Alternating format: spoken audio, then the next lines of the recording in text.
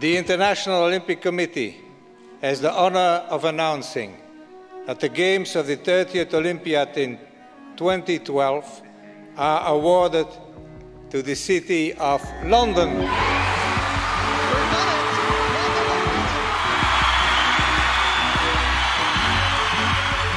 I've lived in Greenwich all my life. I went to school just the other side of Park Wall, spent all my childhood in here. I just love it to death. I just get a feeling of great pride every time I walk into it. Quite honestly, I don't know why no one's tried to have a cross-country event in the park before. It really lends itself very well to it. Lots of undulations and natural features, and I think it'll be a fantastic course.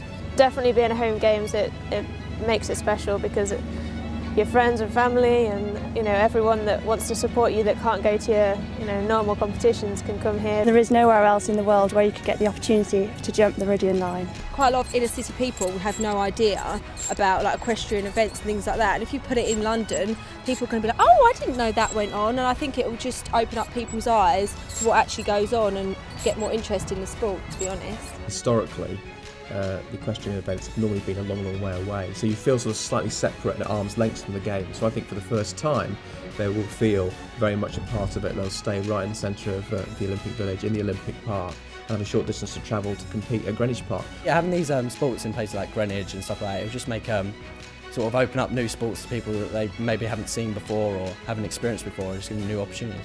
This is probably one of the greatest things that's going to come to London, so definitely want everyone to be watching, definitely London, especially Greenwich. I think I'm sure when people see worldwide, 600 million or whatever it is, see what Greenwich is about, I'm sure there'll be people saying there, yeah, that's a fantastic place, and maybe doing business there. I think it's a fantastic location.